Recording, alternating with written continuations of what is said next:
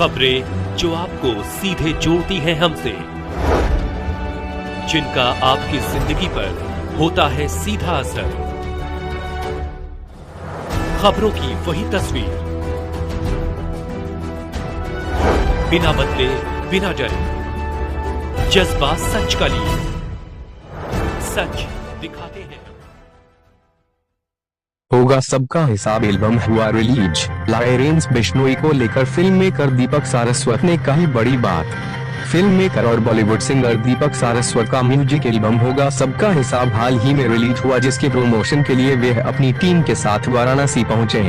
दीपक के इस music video में वे गैंगस्टर लॉरेंस बिश्नोई का किरदार निभाते हुए उसके बयान का समर्थन करते हुए दिखाई दे रहे हैं, जब लॉरेंस ने पहलगाम आतंकी हमले के बाद देश के अंदर बैठे गद्दारों को कहा था होगा सबका हिसाब।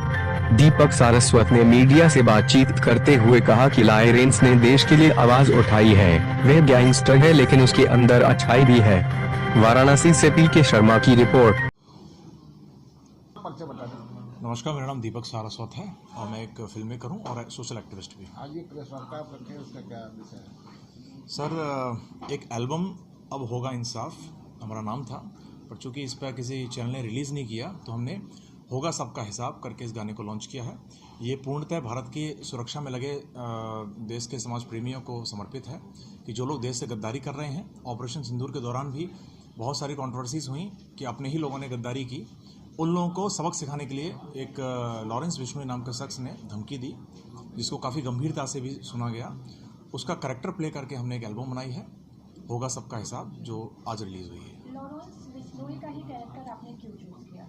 क्योंकि लॉरेंस बिश्नोई एक तो धमकी देने के मामले में बहुत जाना पहचाना चेहरा है, और ये देश की आंतरिक सुरक्षा का ज़्यादा सवाल था कि देश के आंतरिक लोगों ने बहुत बड़ी गद्दारी की। तो किसी आम तरीके से बात पहुंचाना हमने जायज़ नहीं समझा, क्योंकि आम तरीके से लोग बात करेंगे कोई नहीं सुनेगा। एक ऐसे इंसान के थ्रू बात सुनेंगे जिसका खौफ है, डर है, तो उसका गेटअप सिर्फ हमने लिया है। लॉरेंस बिश्नोई का हमने कुछ भी कवर नहीं किया, उसका नाम भी नहीं लिया है, ना ही उसके किसी चर्चा का या कांड का जिक्र किया है। सिर्फ गेटअप किया है और देश के गद्दारों को धमकी दी है, उसका गाना बनाया है। आपके एल्बम को कैसा रिस्पांस मिल रहा है पब्लिक से? हमारी एल्बम पिछले 24 घंटे में 1 लाख से ऊपर देखा जा चुका है हमारे गाने को यूट्यूब पर, और इंस्टाग्राम फेसबुक पर भी अच्छा रिस्पांस मिल रहा है। अभी एक ही दिन हुआ है, अब देखते हैं आगे क्या इसका रिस्पांस मिलता है। काशी में आपका आगमन हुआ है, काशी जी कैसे हो? श्रीमान, जब भी कोई नए काम की शुरुआत करता है कोई फिल्म मेकर या कोई क्रिएटर, तो पहला एल्बम जो चढ़ाता है वो भगवान के चरणों में चढ़ाता है। तो भोलेनाथ की नगरी में समर्पित भोलेनाथ को करने के लिए हम लोग इस गाने को आए हैं, और जहां मीडिया का सामना हुआ और आप लोगों की बदौलत ये बात जन जन तक पहुंचनी चाहिए कि किसी भी कैरेक्टर को प्ले करने के लिए आपको दमदार तरीके से अपनी बात को रखना आना चाहिए। जनता समझ जाएगी, और गलत सही फैसला करना जनता के हाथ में है। इस एल्बम के लिए क्या एक्सपेक्टेशन है आपका? हमें लगता है कि जनता को जागरूक होना चाहिए कि जो लोग देश से गद्दारी कर रहे हैं, देश के खिलाफ गतिविधियां कर रहे हैं, कार्रवाई कर रहे हैं, उनके मन में खौफ बैठना चाहिए, चाहे वो खौफ कोई गैंगस्टर दे या कोई पॉलिटिशियन या देश का कोई आम बच्चा भी दे। और मैं एक फिल्म मेकर भी हूँ पिछले 13 सालों से, और बॉलीवुड में आने के बाद मुझे पता चला कि किस तरह से हमारे देश में अश्लीलता परोसी जा रही है, जिसके ऊपर मैंने बहुत सारे केसेस किए। बिग बॉस पे केस करने वाला मैं पहला इंसान हूँ।